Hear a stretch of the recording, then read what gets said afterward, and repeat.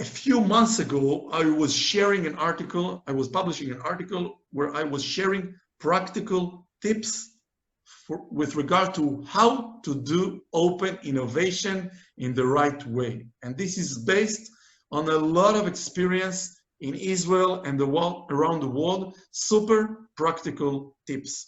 So with your permission, I will start. So the first tip is a commitment. Without a commitment from the top management of the company, nothing is gonna happen in the area of innovation. And when I'm talking about top management, I'm talking not only about the C-level, CEO, CFO, CMO, CTO, CIO, all these C's, but also about the board members. And the board is the place to start. And I was sharing this article also, which means that the boards have no clue. And the company will pay the ignorance of the board members. The company will pay the price. And the shareholders will pay the price because the board members, in most cases, have no clue what innovation is and why is it essential and critical. Even these days, they still don't understand. And I found that there is a real lack of knowledge about innovation around the boards. They don't really understand the problem. They don't understand what innovation is. They don't understand why they need to understand what innovation is. They have no clue. And the first thing to do is to educate. There are smart people, educate them. Make them understand that innovation is a must in a world where everything is changing that fast.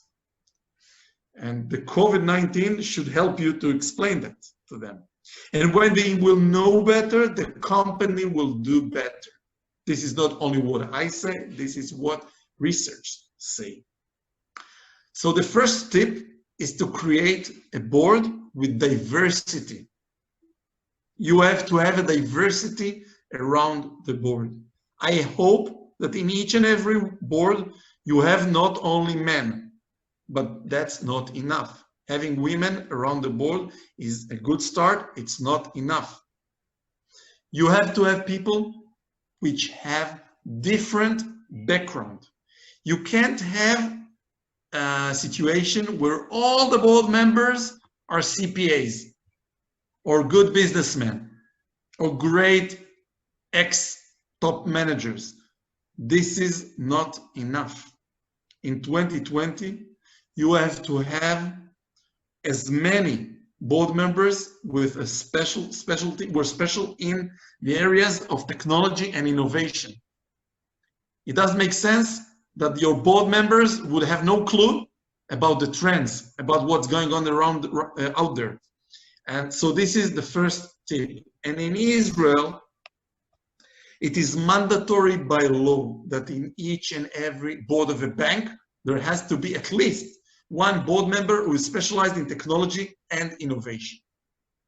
And this is, by the way, the idea behind the fact that Walmart has nominated Instagram CEO to join their board.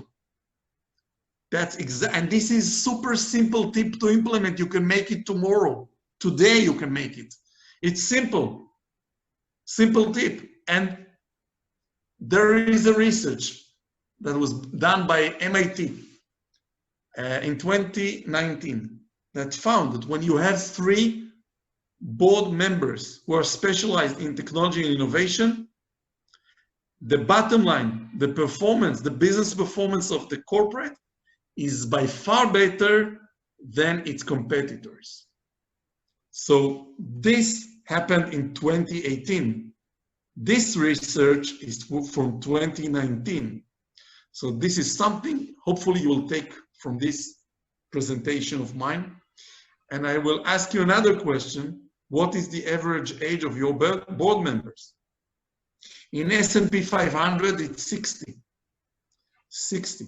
And only 2% of the board members are below the age of 55. With all the respect, this is not diversity. And with all the respect, this is not enough for 2020, where everything changed. Everything. So if you want to stay irrelevant or become irrelevant, don't make any change in your board. If you want to stay relevant, make this change ASAP, today. And in Israel, the governmental companies are aiming to have 20% of their board members below the age of 40. A core hotel chain has a shadow board with board members below the age of 35. This is where the world is moving. So stay relevant, adopt these changes.